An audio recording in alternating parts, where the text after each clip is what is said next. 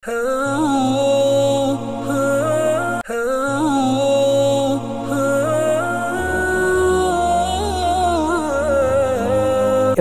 புனித மதீனா முனவராவுடைய ஹுத்பாவை ஹத்தீப் ஹுசைன் பின் அப்துல் அசீஸ் அல் ஷேக் ஹஃபிதஹுல்லாஹ் நிகழ்த்தியிருந்த ஹுத்பாவின் தலைப்பு லா இலாஹ இல்லல்லாஹ் என்ற அந்த ஏகத்துவ கலிமா எங்களுக்கு உணர்த்தக்கூடிய விடயங்கள், அந்த கலிமா சம்பந்தப்பட்ட முக்கியமான அம்சங்கள் என்ற தலைப்பை கொண்டதாக அந்த ஹுத்பா அமைந்திருந்தது.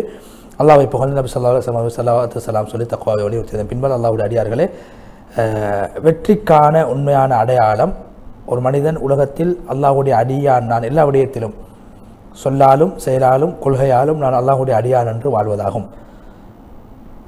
லா இலாஹ இல்லல்லாஹ் என்ற அந்த கலிமாவுக்காகத்தான், அதை நிலைநாட்டுவதற்காகத்தான் உலகம் படைக்கப்பட்டிருக்கிறது, சொர்க்கம் தயார் செய்யப்பட்டிருக்கிறது, நரகமும் தயார் செய்யப்பட்டிருக்கிறது. அல்லாஹ் குர்ஆனில் சொல்கிறான், மனிதர்களையும் ஜின்களையும் என்னை வணங்குவதற்காக அன்றி நான் படைக்கவில்லை. சூரா அத்-தாரியாத் 56வது வசனம்.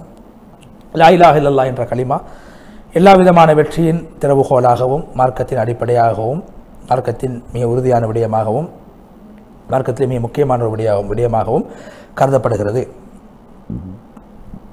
மார்க்கத்துடைய ஏனைய கடமைகள், தொழுகை, நோன்பு, ஜகாத் போன்ற கடமைகள் இந்த கலிமாவுடைய அடிப்படையான கலிமாவுடைய கிளைகளாக காணப்படுகின்றன. அல்லாஹ் குர்ஆனில் சொல்கிறான், யார் சிலை வணக்கத்தை மறுத்து அல்லாஹ்வை நம்புவார்களோ அவர்கள் மிக பலமான கயிற்றை பற்றி பிடித்து விட்டார்கள். அல் பக்ரா 256வது வசனம். இந்த வசனத்தில் குறிப்பிடப்பட்டிருக்கக்கூடிய பலமான கயிறு என்பது லா இலாஹ இல்லல்லாஹ் என்ற கலிமாவாகும். இது தக்வாவுடைய கலிமாவாக இருக்கிறது, இது உறுதியான வார்த்தையாக இருக்கிறது.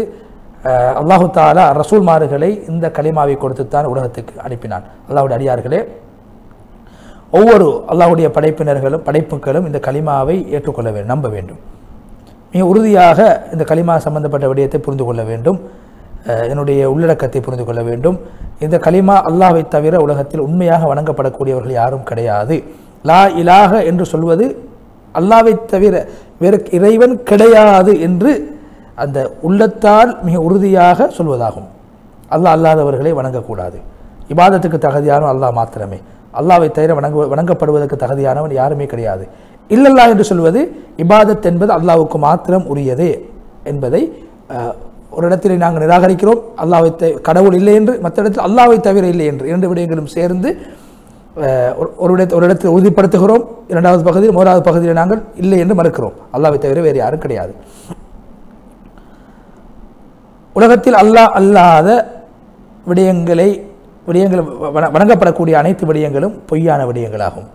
உண்மையான அல்லாஹ் இறைவன் அல்லாஹ் மாத்திரமே.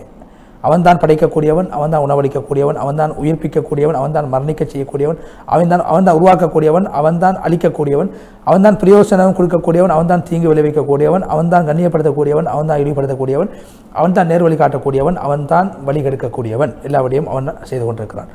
குர்ஆனிலே அல்லாஹ் சூரா லுக்மானில் 30வது வசனத்தில் அல்லாஹ் சொல்கிறான், நிச்சயமாக அல்லாஹ் அவன் உண்மையானவன், அல்லாஹ் அல்லாத அவர்கள் வணங்கக்கூடிய அனைத்துமே பொய்யானது. அல்லாஹு தஆலா உயர்ந்தவனாகவும் பெருமை உள்ளவனாகவும் இருக்கின்றான். இந்த ஏகத்துவ இந்த கலிமா, மகத்தான கலிமா ஒரு மனிதனை தடுக்கிறது, ஒரு மனிதனுக்கு ஹராமாக்குகிறது. உலகத்தில் செய்யக்கூடிய எந்த ஒரு இபாதத்தாக இருந்தாலும் அல்லாஹ் அல்லாதவர்களுக்கு செய்யக்கூடாது என்பதை, அவர் ஒரு மலக்காக இருந்தாலும் சரி, நபியாக இருந்தாலும் சரி, ஒரு அல்லாஹ்வுடைய இறைநேசராக இருந்தாலும் அவர்களை நாங்கள் வணங்கக்கூடாது. அவர்களை கண்ணியப்படுத்த வேண்டும், அவர்களை மதிக்க வேண்டும், அவர்கள் கட்டுப்பட வேண்டும். வணங்குவது என்பது அல்லாஹ்வுக்கு மாத்திரம் உரியதாகும்.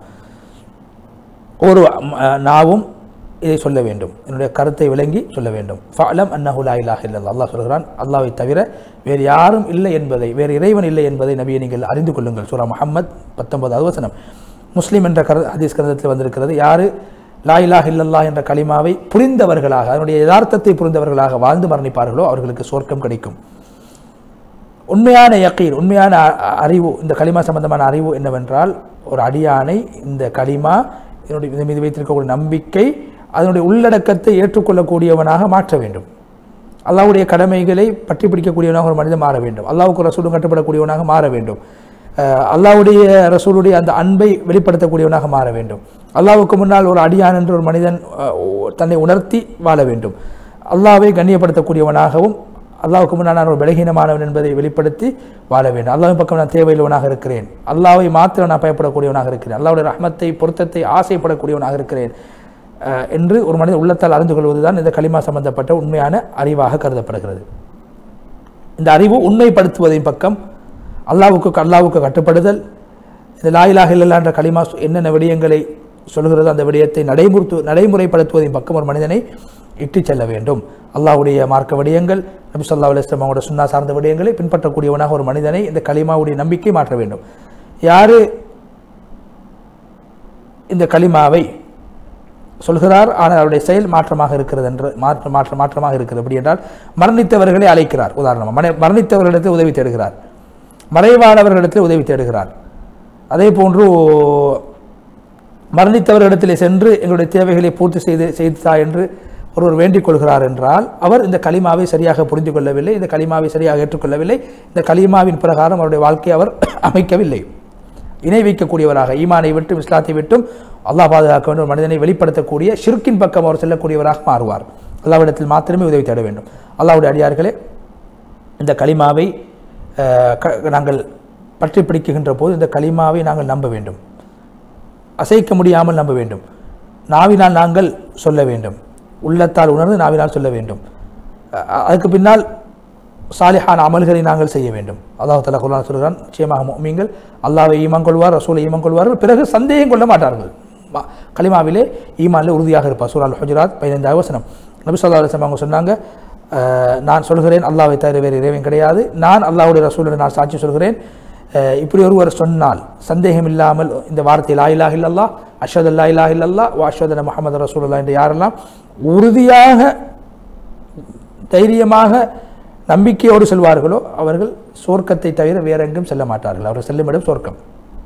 இந்த கலிமாவுடைய அந்த உண்மையான உள்ளடக்கம் சீராக ஒரு மனிதத்தில் மாற வேண்டுமாக இருந்தால் ஆக வேண்டுமாக இருந்தால் அதை சொல்லக்கூடியவர் நாவினால் சொல்லக்கூடியவர், உள்ளத்தாலும் நாவினாலும் உடம்பாலும் அந்த கலிமா எதை வேண்டுகிறதோ அதை அவர் செய்ய வேண்டும். அல்லாஹ்வுக்கு கட்டுப்படக்கூடியவராக, அல்லாஹ்வுடைய கடமைகளை நிறைவேற்றக்கூடியவராக, அல்லாஹ்வுடைய ரசூல் ஸல்லல்லாஹு அலைஹி வஸல்லம் அவர்களையும் அல்லாஹ்வுக்கும் கட்டுப்படக்கூடியவராக, மதிக்கக்கூடியவராக, அன்போடு விருப்பத்தோடு பணிவோடு அல்லாஹ்வுக்கு முன்னால் தன்னுடைய அமல்களை அவர் செய்ய வேண்டும். அல்லாஹ்வுடைய அடியார்களே, அதே போன்று இந்த கலிமா என்ன விடயத்தை சொல்கிறதோ அந்த விடயத்தை கட்டுப்பட வேண்டும். தன்னுடைய முகத்தை அல்லாஹ்வுக்கு முன்னால் திருப்ப வேண்டும், சொல்லிலும் செயலிலும். அல்லாஹ் குர்ஆனில் சொல்கிறான், நீங்கள் நபி உங்களுடைய அல்லாஹ்வின் பக்கம் உங்களுடைய முகத்தை நீங்கள் திருப்புங்கள், அவனுக்கு நீங்கள் கட்டுப்படுங்கள். சூரா அஸ்-ஸுமர் 54வது வசனம். அதே போன்று அல்லாஹ் தஆலா குர்ஆனில் சொல்கிறான், யார் தன்னுடைய முகத்தை அல்லாஹ்வின் பக்கம் திருப்புகிறாரோ அவர்தான் தக்வா உள்ளவர், அவர்தான் சொர்க்கவாதி, அவர்தான் நல்லவர். அதே போன்று அவர்தான் நல்ல நிலைமை, அதாவது ஒரு முஸ்லீமாக யார் தன்னுடைய முகத்தை அல்லாஹ்வின் பக்கம் திருப்புவார், அல்லாஹ் கட்டுப்படுவாரோ அவர் உருவத்துல் உஸ்கா என்ற பலமான இந்த கலிமாவை பற்றி பிடித்தவராவார். சூரா லுக்மான் 22வது வசனம். எனவே இந்த கலிமா இது உள்ளத்தால் உண்மைப்படுத்தப்பட, உள்ளம் நாவினால் மொழிவதை உண்மைப்படுத்த வேண்டும். இந்த கலிமாவுக்கு பின்னால் இந்த கலிமாவுடைய அர்க்கான்கள் அடிப்படை அம்சங்களை நடைமுறைப்படுத்த வேண்டும்.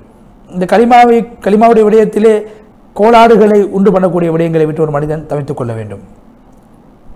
இந்த கலிமாவுடைய சரியான கருத்தை அவர் எண்ணி உள்ளத்தால் அதை உறுதிப்படுத்த வேண்டும்.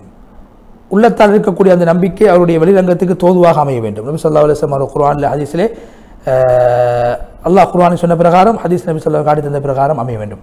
நபி அவங்க சொன்னாங்க, யார் லா இலாஹ இல்லல்லாஹ் என்ற கலிமாவை உள்ளத்தால் உண்மைப்படுத்தியவராக மொழிவாரோ அல்லாஹ் அவருக்கு நரகத்தை ஹராமாக்கி விடுவான். புகாரி முஸ்லிம் இந்த செய்தி பதிவு செய்யப்பட்டிருக்கிறது. அதேபோல் இந்த லா இலாஹ இல்லல்லாஹ் என்ற கலிமா, ஒரு அடியான் இந்த கலிமாவை அல்லாஹ்வுக்காக வேண்டி செல்ல வேண்டும். அவருடைய சொல் செயல் இவைகளை இந்த கலிமா பரிசுத்தப்படுத்த வேண்டும். ஷிர்க் சம்பந்தப்பட்ட, பித்அத் சம்பந்தப்பட்ட, நூதனங்கள் சம்பந்தப்பட்ட, சுன்னத்துக்கு மாற்றமான விடயங்களை விட்டு அவரை தூரமாக்க வேண்டும். அல்லாஹ் குர்ஆனில் சொல்றான், சூரா அல்-பைனா 5வது வசனம், அடியார்கள் அல்லாஹ்வை மாத்திரம் வணங்க வேண்டும், இஹ்லாஸோடு அல்லாஹ்வை மாத்திரம் வணங்க வேண்டும் என்று அவர்கள் பணிக்கப்பட்டிருக்கிறார்கள். நபியை நீங்கள் சொல்லுங்கள், அல்லாஹ்வை மாத்திரம் நான் வணங்குவதற்காகத்தான் உலகத்தில் ஏவப்பட்டிருக்கிறேன். சூரா அஸ்-ஸுமர் 11வது வசனம். நபி ஸல்லல்லாஹு அலைஹி சொன்னாங்க, நாளை கியாமத்துடைய நாளை என்னுடைய ஷஃபாஅத்துக்கு தகுதியானவர் லா இலாஹ இல்லல்லாஹ் என்ற கலிமாவை உள்ளத்தால் ஏற்று இஹ்லாஸோடு சொல்லக்கூடியவர். அதேபோல் நபி ஸல்லல்லாஹு அலைஹி சொன்னாங்க, அல்லாஹு தஆலா யார் லா இலாஹ இல்லல்லாஹ் என்ற கலிமாவை அல்லாஹ்வுக்காக மாத்திரம் யார் சொல்வாரோ, உள்ளத்தால் ஏற்று சொல்வாரோ, அல்லாஹ் அவருக்கு நரகத்தை ஹராமாக்கி விடுவான். எனவே இந்த கலிமா இது யார் மொழிகிறாரோ அவரிடத்தில் அல்லாஹ் மிகவும் நேசத்துக்குரியவனாக மாற வேண்டும். அல்லாஹ் தான் மிகவும் நேசத்துக்குரியவனாக, தன்னுடைய மன இச்சை தனக்கு விருப்பமான விடயங்களை விட அல்லாஹ்வை நேசிக்கக்கூடியவனாக மாற வேண்டும். அதே போன்று அல்லாஹ்வும் எதை விரும்புகிறானோ அதை விரும்பக்கூடியவராக அவர் மாற வேண்டும். அல்லாஹ் வெறுப்பதை வெறுக்கக்கூடியவராக மாற வேண்டும். லா இலாஹ இல்லல்லாஹ் என்ற கலிமாவை ஏற்ற முஃமின்களோடு அவர் சேர்ந்து வாழ வேண்டும். குஃபுர் சார்ந்த விடயங்களை விட்டு ஒதுங்கி வாழ வேண்டும்.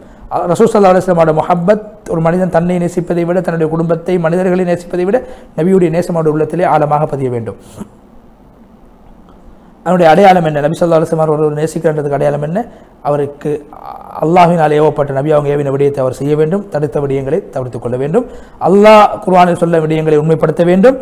அல்லாஹ்வை தவிர அல்லாஹ்வை வணங்குவதாக இருந்தால் அல்லாஹ் சொன்ன பிரகாரம் வணங்க வேண்டும். அல்லாஹ்வையும் ரசூலையும் ஏற்றுக்கொண்டு நேசிக்கக்கூடியவர்களை அவர் நேசிக்க வேண்டும். அல்லாஹ்வையும் ரசூலையும் விரோதம் கொள்ளக்கூடியவர்களோடு விரோதம் கொள்ள வேண்டும். அல்லாஹ்வுடைய அடியார்களே, இந்த லா இலாஹ இல்லல்லாஹ் என்ற கலிமா அல்லாஹ் அல்லாதவர்களை வணங்குவதை நிராகரிப்பதின் பக்கம் ஒரு மனிதனை இட்டுச் செல்ல வேண்டும். யார் அல்லாஹ் அல்லாதவர்களை அழைத்து உதவி தேடுவார்களோ அவர்கள், அதே போன்று மறைவானவர்களை கொண்டு யார் உதவி தேடுவார்களோ அவர் இந்த கலிமாவுடைய கருத்தை சரியாக புரிந்து கொள்ளவில்லை, அதனுடைய கலிமாவுடைய யதார்த்தம் அவருடைய உள்ளத்தில் ஆழமாக பதியவில்லை என்பதுதான் அதுக்குரிய அடையாளமாக இருக்கிறது. அதே போன்று யார் அல்லாஹ்வோடு ஏகத்துவம் சார்ந்த விடயங்களில் யார் இணை வைப்பார்களோ அவர்களும் இவ்வாறு தான், அவருடைய உள்ளத்தில் ஈமான் இன்னும் பரிபூர்ணம் அடையவில்லை என்பதாகும். அல்லாஹ்வுடைய அடியார்கள் நாங்கள் மேலே சொல்லப்பட்ட அந்த புத்திமதிகளை நாங்கள் பேணிக்கொள்ள வேண்டும். அல்லாஹ்வை நாங்கள் ஏகத்துவப்படுத்தக்கூடிய விடயத்தில், அல்லாஹ் ஒருவன் என்று சொல்லக்கூடிய விதத்தில் நாங்கள் மிகவும் கரிசனையாக நடந்து கொள்ள வேண்டும். இது மிகவும் வெற்றிக்கான மிகவும் அடிப்படை அம்சமாக, சுவர்க்கம் செல்வதற்கான மிக முக்கியமான நிபந்தனையாக இருக்கிறது என்று சொல்லி ஹுத்பாவுடைய முதல் பகுதியை விட்டு ஹத்தீப் ஹுசைன் ஆலு ஷேக் அவர்கள் விடைபெற்று சென்று ஹுத்பாவுடைய இரண்டாவது பகுதியில் அல்லாஹ்வை புகழ்ந்து நபி ஸல்லல்லாஹு அலைஹி வஸல்லம் அவர்கள் மீது ஸலவாத்து ஸலாம் சொன்னதற்கு பின்னால், அல்லாஹ்வுடைய அடியார்களே, பொதுவாக இஸ்லாத்தின் பக்கம் அழைக்கக்கூடிய அழைப்பாளர்கள் உலமாக்கள் மிகவும் இந்த கலிமாவை மற்றவர்களுக்கு சொல்லிக் கொடுக்கக்கூடிய விடயத்திலே அவதானமாகவும் கவனம் செலுத்தக்கூடியவர்களாக இருக்க வேண்டும். இந்த கலிமா எதை எங்களுக்கு உணர்த்துகிறதோ, எவ்வாறான விடயங்களை செய்ய வேண்டும் என்று பணிக்குகிறதோ, எங்களை தூண்டுகிறதோ அந்த விடயங்களை நாங்கள் செய்ய வேண்டும். சஹாபாக்கள் தாபியங்கள் செய்த பிரகாரம் மிக முக்கியமான விடயம், அல்லாஹு தஆலா இந்த உலகத்தை படைத்த நோக்கம் இந்த கலிமாவுக்காகத்தான். அந்த அடிப்படையில் இந்த கலிமாவை மற்றவர்களுக்கு மத்தியிலே மற்றவர்களுக்கு இதை போதிக்க வேண்டும். உலமாக்கள் குறிப்பாக என்னுடைய முன்னோர்களுடைய அந்த வாழ்க்கை வழிமுறையில் பெறப்படக்கூடிய மார்க்க விடயங்களை மற்றவர்களுக்கு சொல்லிக் கொடுக்கணும், பரப்ப வேண்டும். மக்களுக்கு தெரியாதவர்களுக்கு இந்த ஏகத்துவம் சம்பந்தப்பட்ட விடயங்களை நாங்கள் போதிக்க வேண்டும் உலமாக்களாகிய நாம். அதே போன்று இது மிக முக்கியமான ஒரு கடமையாக, மிக முக்கியமான ஒரு பொறுப்பாக இருக்கிறது. ரசூல் ஸல்லல்லாஹு அலைஹி வஸல்லம் அவங்க இப்படித்தான் இந்த கலிமா மற்றவங்களுக்கு சொல்லிக் கொடுத்தாங்க, கற்றுக் கொடுத்தாங்க. அதனுடைய உள்ளடக்கங்களை சஹாபாக்களுக்கு போதிச்சாங்க. அதன் பிரகாரம் உலமாக்கள் செயல்பட வேண்டும். அதே போன்று ஒரு மனிதனுக்கு வெற்றி கண்ணியம் இந்த கலிமாவின் பிரகாரம் வாழ்வதிலே இருக்கிறது. இந்த கலிமா சொல்லக்கூடிய விடயங்களை பரப்புவதில் இருக்கிறது. இப்போது இந்த சமூகம் ஏகத்துவ கலிமாவை பற்றி பிடித்து வாழுமோ இந்த சமூகம் உயர்ந்த சமூகமாக மாறும்.